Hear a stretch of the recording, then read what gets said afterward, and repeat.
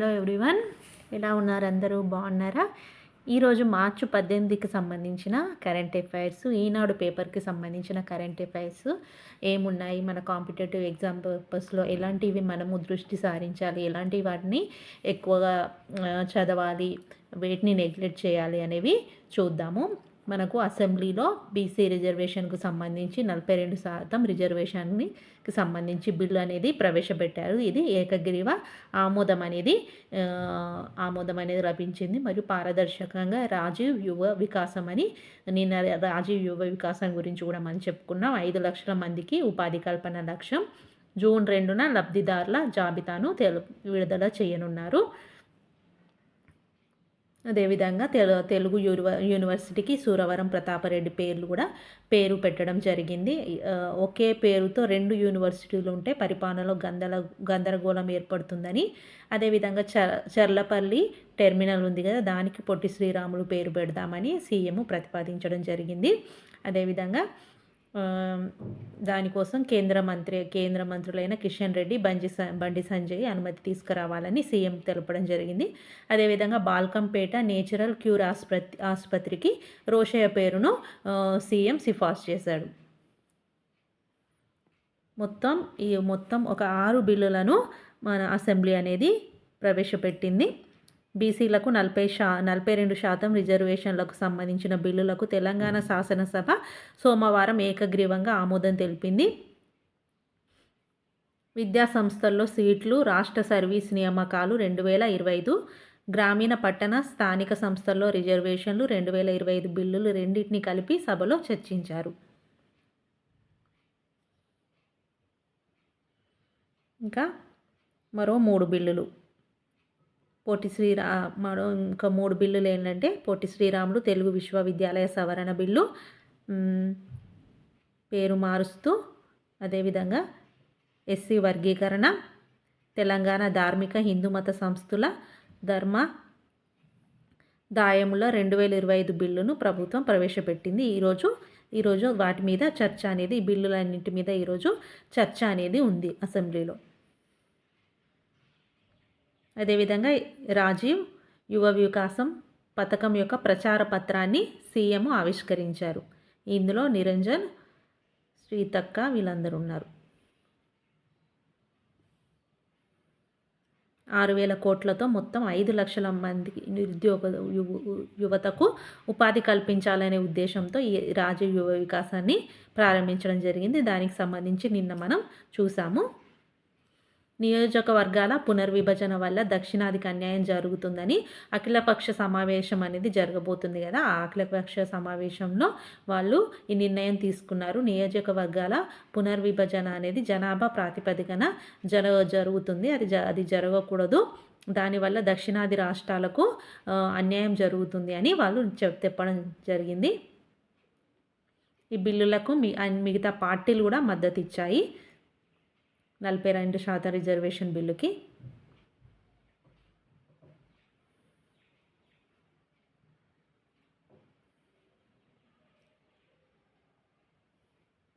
ఇంకా మీరు ఎలా చదువుతున్నారు? Current affairs notes రాసుకుంటున్నారా? 40 ఏళ్ళ ప్రస్థానంలో మన తెలుగు యూనివర్సిటీ ఉంది కదా, దానికి పొట్టి శ్రీరాములు పేరు తీసేసి సూరవరం ప్రతాపరెడ్డిని నామకరణం చేయడం జరిగింది కదా, దానికి 2 సార్లు ఆ నామకరణం చేశారు. 1983లో అప్పటి ముఖ్యమంత్రి ఎన్టీఆర్ చొరవతో ఈ విశ్వవిద్యాలయం అనేది ఏర్పడింది. ఫస్ట్ దాన్ని తెలుగు విశ్వవిద్యాలయంగా ఉండేది.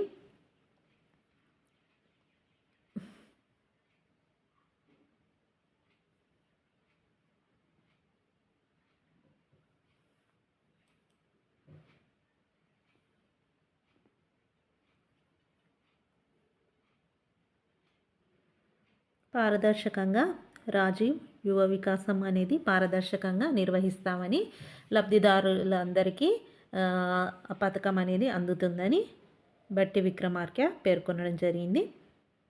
ఆ పథకానికి సంబంధించిన వివరాలు ఇచ్చారు.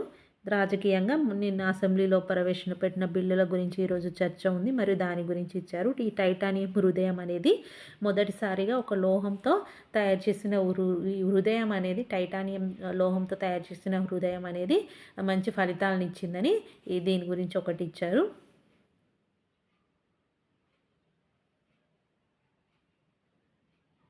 ఇది మనకు డిస్ట్రిక్ట్ పేపర్. డిస్ట్రిక్ట్ పేపర్లో అంతగా మనకు ఏముండదు.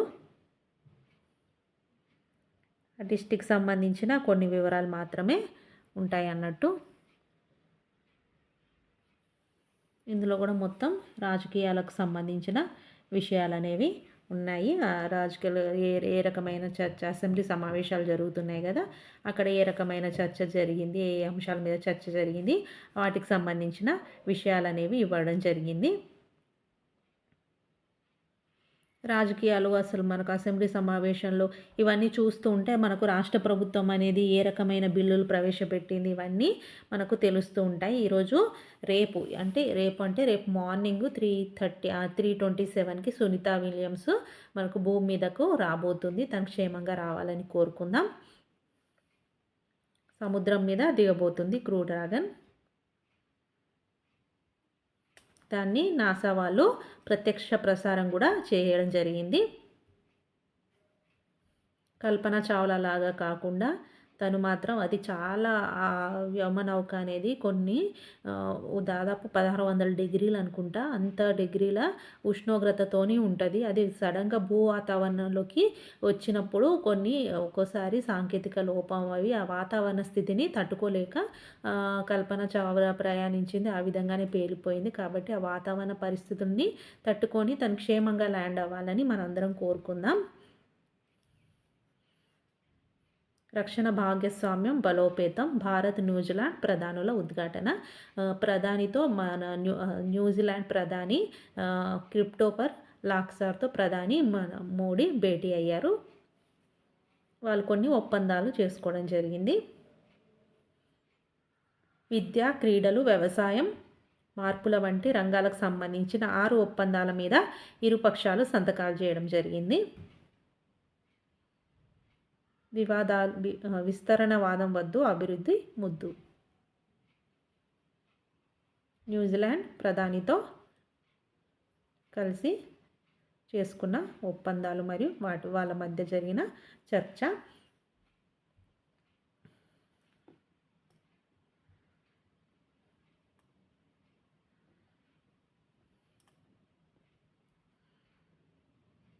అదేవిధంగా తులసి గబ్బార్డ్ కూడా వచ్చారు కదా, ఆమెను కూడా ప్రధాని మోడీ కలవడం జరిగింది. ఖలిస్తాన్ వేర్పాటువాద బృందం 6 ఫర్ జస్టిస్ అమెరికా గడ్డపై సాగిస్తున్న కార్యకలాపాలపై రక్షణ మంత్రి రాజ్నాథ్ సింగ్ ఆందోళన వ్యక్తం చేశారు. దానిని ఉగ్రవాద సంస్థగా ప్రకటించాలని అమెరికా జాతీయ నిఘా డైరెక్టర్ తులసి గబ్బార్డ్ను కోరారు అన్నట్టు. ఖలిస్తాన్ సంబంధించి ఆమెకు గంగా జలాన్ని అందజేస్తున్నాడు. ఇవన్నీ నేరాలకు సంబంధించింది.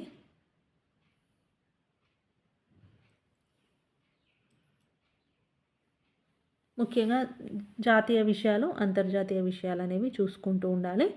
మన ఇందులో స్పోర్ట్స్కి సంబంధించి ఈరోజు కూడా అంతగా ఏం లేవు. కానీ లాస్ ఏంజల్స్లో నెక్స్ట్ 2028లో జరగబోయే ఒలింపిక్స్లో బాక్సింగ్ను చేర్చడం జరిగింది. 2024 ఒలింపిక్స్లో బాక్సింగ్ పోటీలను లాస్ ఏంజల్స్లో బాక్సింగ్ చేర్చనున్నారు. ఈ మేరకు బాక్సింగ్ క్రీడను చేర్చడానికి అంతర్జాతీయ ఒలింపిక్ కమిటీ IOC అనేది ఆమోదం తెలిపింది. గత నెలలో ప్రపంచ బాక్సింగ్కు ఇది గుర్తింపు ఇచ్చింది. దీంతో అంతర్జాతీయ బాక్సింగ్ సంఘాన్ని పక్కన పెట్టినట్టు అయింది. అధికారాలు ప్రపంచ బాక్సింగ్కి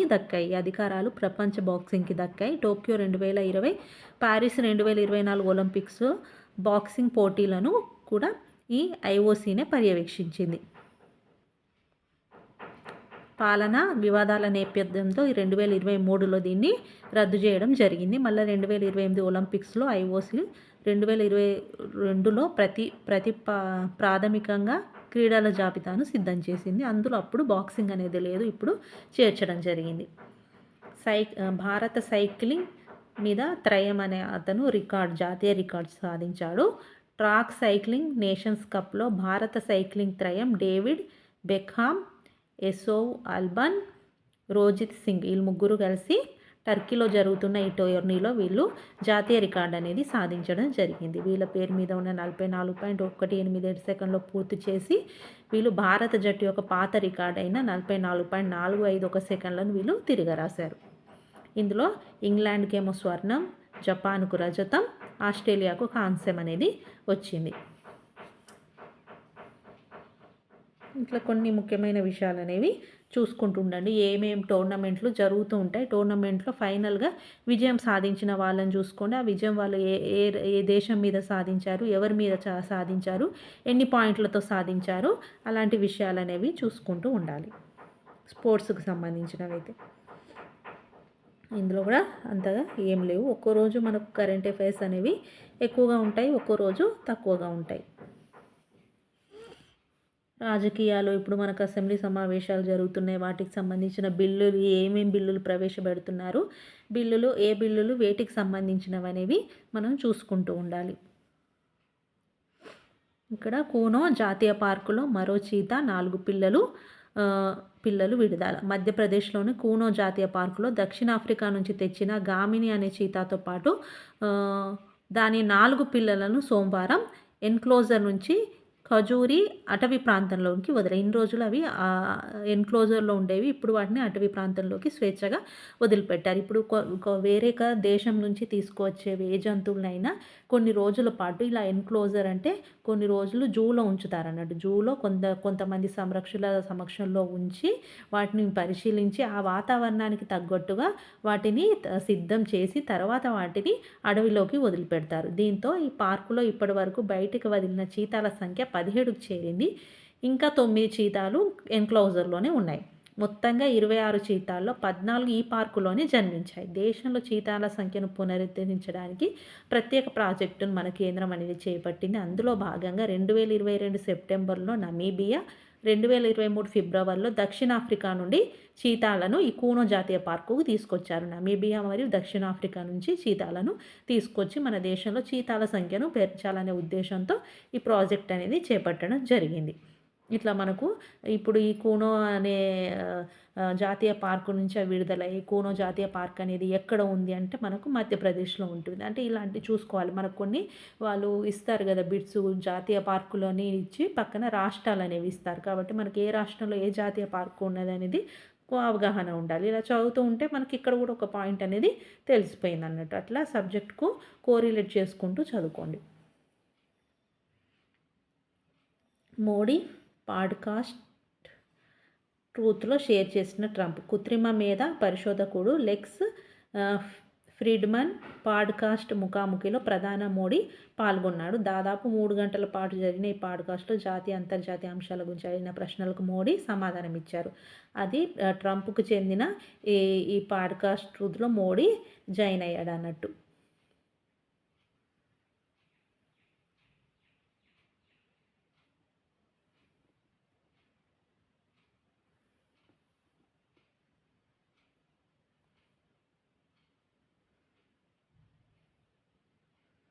బిజినెస్ పేపర్లో ఏమైనా న్యూస్ ఉంటుందా? నేనైతే ఇంతవరకు ఆ బిజినెస్ పేపర్ అయితే ఎప్పుడు చూడలేదు.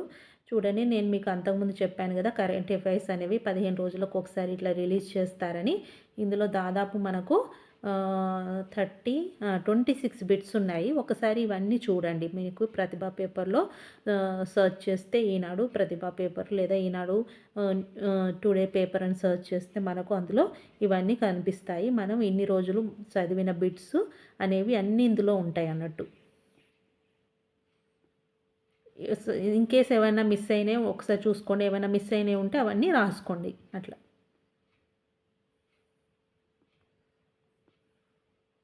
డిఎస్సి వాళ్ళకు సంబంధించి భౌతిక శాస్త్రానికి సంబంధించి కొన్ని బిట్స్ ఇచ్చారు. కరెంట్ అఫైర్స్ ఈరోజు ఆ కాలంలో మనకు మొత్తం ఈరోజు కవర్ అవుతాయి. కాబట్టి అవన్నీ ఒకసారి చూసుకోవాల్సిన అవసరం ఉంది. ఇక్కడ ఒకటి ఉంది. టేస్ట్ అట్లాస్ జాబితాలో భారతీయ గార్లిక్ బటర్ నాన్కు మొదటి స్థానం వచ్చింది. తమిళనాడు పరోటాకు 6వ స్థానం. ప్రముఖ ఆహార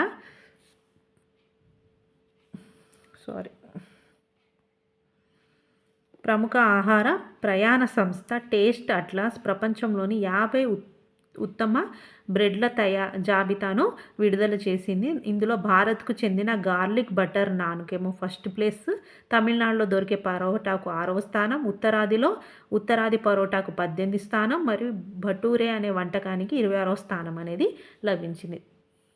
గార్లిక్ నాన్ ఫస్ట్ ప్లేస్ వచ్చింది.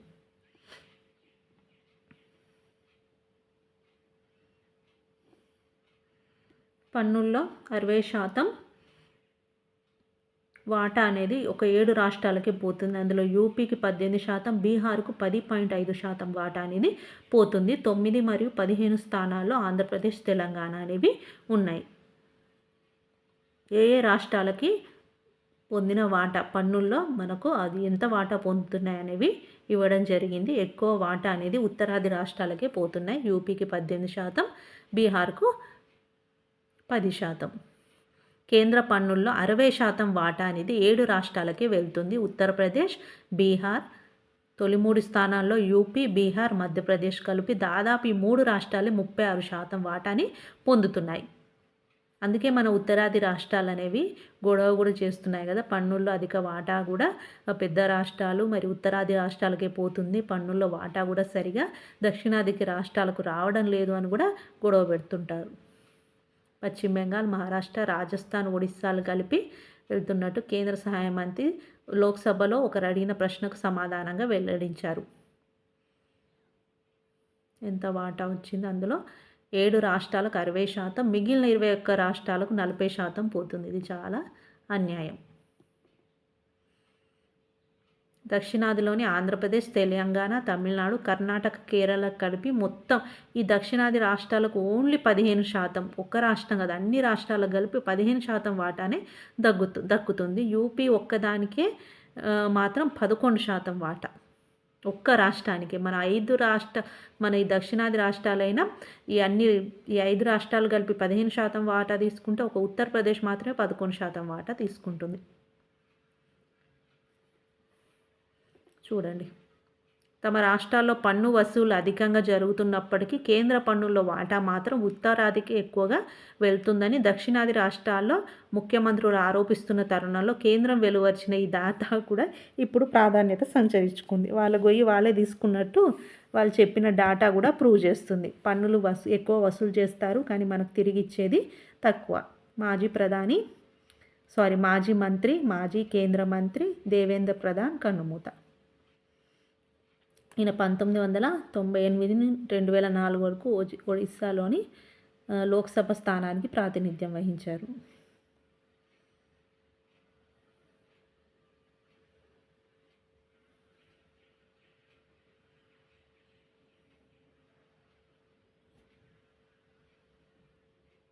ఇది ఇప్పటి వరకు ఉన్న కరెంట్ అఫైర్స్ బిట్స్. ఏ రాష్ట్రాలు ఎంత పన్ను అనేది వసూలు చేస్తున్నాయి చూసాము, ఎంత పొందుతున్నాయి, వసూలు కాదు పొందే వాటా ఇది. కొత్తగా చూసే వాళ్ళు ప్లీజ్ సబ్స్క్రైబ్ చేసుకోండి, ఒక లైక్ ఇవ్వండి. Thank you.